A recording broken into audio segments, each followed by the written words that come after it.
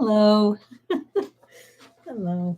I was thinking about what we are connected to and um, how we can connect to ourselves and to others in meaningful ways. But what's true is that we're all connected. And as I was thinking about that, I was thinking about the soul and how our soul is touching other souls, and our heart, which is connected to our hands, which hopefully is um, a way for us to give from ourselves, from who we are, from our life experience, and everything that we've been connected to, which is everything.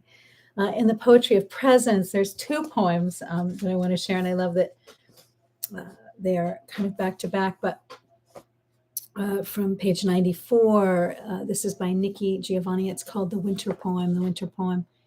And it says, "Once a snowflake fell on my brow, and I loved it so much, and I kissed it, and it was happy and called its cousins. And it was happy and called its cousins and brothers, and a web of snow engulfed me then. And a web of snow engulfed me then. I reached to love them all.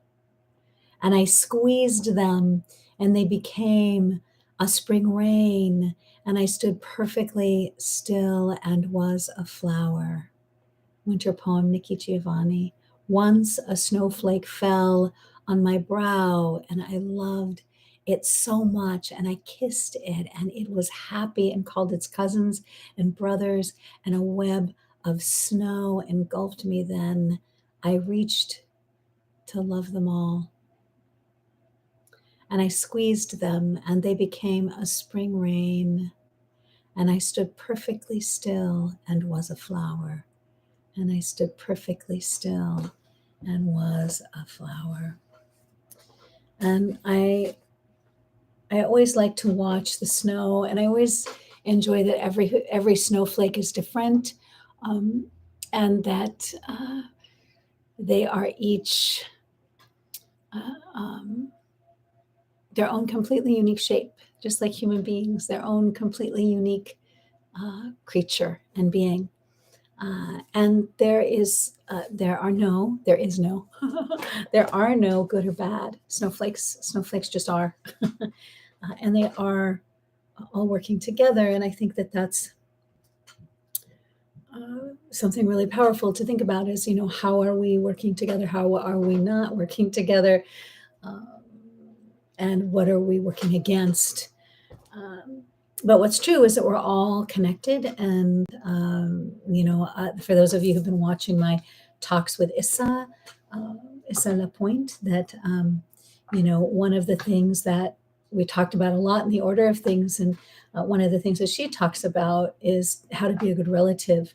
So if you haven't watched the order of things, you can watch that and hear some of our conversations there on the order of things. But one of the things that that she just repeatedly speaks to is, how can I be a good relative? And I think that's just so useful for all of us. Like, how can I be a good relative? And I think we're not being great relatives right now, in a lot of places, in a lot of ways. And so, how can I be a good relative to the beings around me, to the humans around me, to my loved ones? What does it mean to be a good relative? How can I do that? One of the things that I find helps is if I can shift or change my attitude, because sometimes I have an attitude, and it's not an attitude of gratitude or seeing what's working, but really looking at what's not working, instead of what is working, and not being able to find the creative solutions. And something that I've noticed right now is that we need creative solutions. Like, we need to be able to come together and find creative solutions. And we need that all the time. This isn't a special time where suddenly we need them. Actually, it's something that we always need. And so just, what are the ways that I can experience connection to that which is stabilizing and clarifying? What is it that creates love? One of the things Bell Hooks talks about in her book is that, she noticed, she woke up one day and was like, oh my gosh. When she really woke up, she was like, we live in a place where there's love in a place. Try to love in a place. We live in a loveless place. Like we're having an experience of lovelessness right now, and so and have been for a while.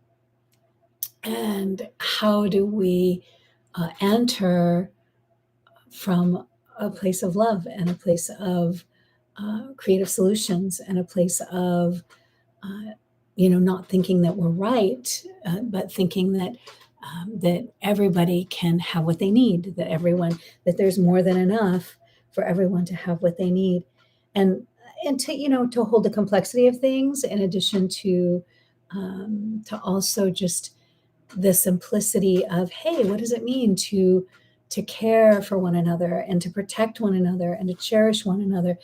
I don't even know if protect is the right word. Like, I think protecting ourselves and each other has kind of become a real problem. I think maybe we just need less protection, honestly. No, I love what one of my mentors said. One of my mentors, Sharon Reed, she says, your words are as the wind. They go by, they flow past me. They go by me. Your words are like the wind. And so, and how can we allow the words that we carry in our hearts, and how can we be touched by the words that are moving, and how can we source kindness in our lives and have resources of kindness and what is regenerative for us and for each other and for the planet. And so these are conversations. How can we start bringing solutions instead of just focusing on the problem? And how can we acknowledge the problem? And how can we address and process and resolve these issues together? There are a lot of really great conflict resolution techniques, but they take energy, they take work. Toni Morrison talks about that the good, nobody's interested in the good, but evil is boring. Evil is boring, and it needs an outfit and all kinds of interesting garb in order to stay interesting. And so, but good is harder, and so good is, I don't know, good in my opinion is being able to really care for one another. And so I just wonder, like, what good can we do today? What is the good that I can do today? What can I do to be myself and to engage in what is meaningful? And one of the things that I find is true is, like, whoever I am when I'm by myself is who I am. So who are you when you're by yourself? What do you do when you're by yourself? But one of the things you can do is you can connect with the mystery, you can connect with Creator.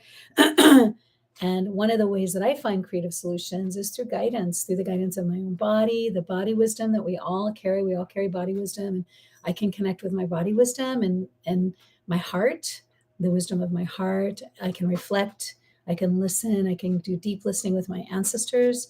I can listen to them and ask them for guidance, the good, the true, and the beautiful of them. I can do prayers. I can look up prayers. There's a really great morning prayer from the recovery movement that I love. And it's about attitude also, and shifting our attitudes. And it's called the morning prayer. And it says, Creator, I say Creator, my higher power is Creator. Creator, should I find myself agitated, doubtful, or indecisive today, please give me inspiration. Help me to have an intuitive thought or a decision about the problem I face. Help me not to struggle. Instead, help me to relax and take it easy. Help me know what I should do and keep me mindful that you are running the show. Free me from my bondage of self. Your will be done always. Your will be done always. It's a morning prayer. That's from the big book of AA. So there's lots and lots of prayers, and we can memorize prayers also. That's one of the things I like to do, is memorize prayers and poems. And so we can look online, and you can find a prayer anywhere. All you have to do is just say, and you can also, there's a really great site called World Prayers that has some beautiful prayers from many cultures globally, where people send in their different prayers uh, to share with other folks. So we can, which is a great example of that in interconnectedness, like everyone coming together in this one place to share the different prayers that give them strength. And I think that's what we need. We need strength, but we also need the strength to have conversations that create solutions. And so what kind of solutions can I see that will really bring the dream of the earth, the dream of the planet, the medicine, the healing that is needed to turn things in a positive and beneficial direction for everyone? What kind of solutions can I see? Because we are all interconnected, and how can I be a part of bringing what is most needed to the sweet face of Mother Nature? And so I wanted to read this other poem. This is on page 93 of Poetry of Presence, an anthology of mindfulness poems. And it says, One Heart is the title. Lee Yong Lee. Look at the birds. Even flying is born out of nothing. The first sky is inside you, open at either end of the day. The work of wings was always freedom, fastening one heart to every falling thing. One heart to every falling thing. One heart, Lee Yong Lee. Look at the birds, even flying is born out of nothing. The first sky is inside you, open at either end of the day. The work of wings was always freedom, fastening one heart to every falling thing. Thank you so much. I will see you next week. Have a beautiful week.